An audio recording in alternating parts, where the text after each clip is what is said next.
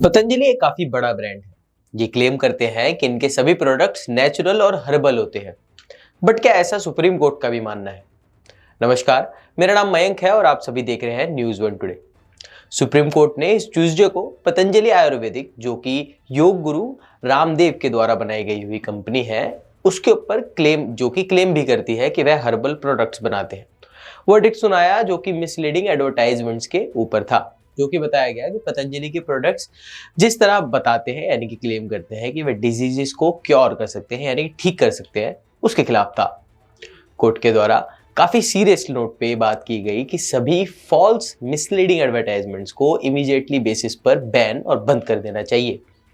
Media यानी कि Indian medical association की तरफ से, यानी कि IMA के अपील पर बेंच पर जस्टिस एहसानुद्दीन अमनुल्लाह और प्रशांत कुमार मिश्रा ने सुनवाई की।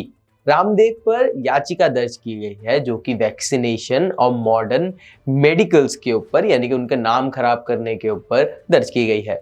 टॉप कोर्ट ने अगस्त 23 2022 को यूनियन हेल्थ मिनिस्ट्री और मिनिस्ट्री ऑफ आयुष और उसके साथ साथ पतंजलि आयुर्वेदिक प्राइवेट लिमिटेड के ऊपर नोटिस सेंड किया गया और उनको सेंड करके डिटेल्स के ऊपर वर्डिक्ट ली गई और बात की गई। कोर्ट ने पतंजलि आयुर्वेदिक को मिसलीडिंग एडवर्टाइजमेंट्स और मॉडर्न सिस्टम ऑफ मेडिकल्स पर गलत दावे करने के ऊपर आरोप लगाया और उसके ऊपर सुनवाई की और बोला कि अगर फिर से कंपनी के द्वारा किसी भी प्रोडक्ट्स के ऊपर क्लेम किया गया कि वह किसी भी प्रकार की डिजीज को क्योर कर सकते हैं, तो उन पर 1 करोड़ रुपए का जुर्माना लगाने की बात की जा सकती है। कोर्ट ने ऐसी ही मिसलीडिंग एडवर्टाइजमेंट्स पर सेंटर की तरफ से पेश किए गए काउंसिल से सॉल्यूशन मांगने की बात की और उनसे सॉल्यूशन के ऊपर काम करने के लिए भी कहा। बेंच अब IMF की याचिका, जो कि दूसरी याचिका दर्ज की गई है, उस पर फरवरी 5 यानी कि फरवरी 5 को सुनवाई करेगा। कोर्ट ने रामदेव की एलोपैथी पर दिए गए हुए बयानों की भी निंदा की है और कहा है कि डॉक्टर्स को और अदर सिस्टम्स के ऊपर उन्हें गलत नहीं बात करनी चाहिए और गलत याचिकाएं नहीं करनी चाहिए।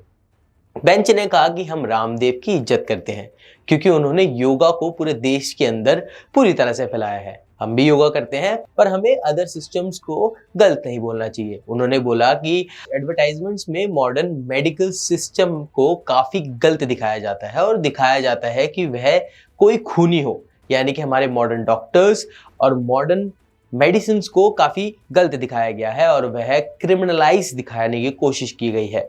रामदेव ने ऐसा करने के लिए काफी पैसा भी खर्च किया है और बात की गई है कि उनको जल्द से जल्द बंद कर देना चाहिए। IMF ने कई एडवर्टाइजमेंट्स का हवाला दिया है और बताने की कोशिश की है कि हमारे डॉक्टर्स को, हमारे एलोपैथी सिस्टम को और मॉडर्न मेडिकल सिस्टम को काफी गलत दिखाने की कोशिश की गई है। हर एडवर्टाइजमेंट के अंदर उन्हें काफी खराब रोशनी के अंदर दिखाने की कोशिश की गई है और ये बताया गया है कि वह सिर्फ गलत ही कर रहे हैं और मॉडर्न सिस्टम को पूरी तरह से वैनिश करने की बात की गई है। वह बात करते हैं कि आज आयुर्वेदिक कंपनीज के तरफ से भी, यानी कि आयुर्वेदिक कंपनीज के भी तरफ से बताया गया है कि पतंजलि किस तरह से सभी को वैनिश करके अपने प्रोडक्ट्स को इंडिया के अंदर, इंडिया की मार्केट को ओवरकम करने की कोशिश कर रही है और ओवरटेक भी। IMF ने यह बताया कि देश के अंदर आयुर्वेदिक मेडिसिन को बेचने का होड़ लगा हुआ है और इसकी ही कोशिश की जा रही है और मॉडर्न मेडिसिन को पूरी तरह से खराब दिखाने की कोशिश की जा रही है। पतंजलि कंपनी ने कोविड के समय में भी कोविड के लिए एक दवाई बनाई थी और ये बोला था कि जो कोविड है वो इससे सही हो जाएगा, यानी कि कोविड का क्योर करने की इस मेडिसिन के अंदर पोटेंशियल है। पर ऐसा नहीं हुआ और लोगों की तरफ से उनका काफी मजाक भी उड़ाया गया।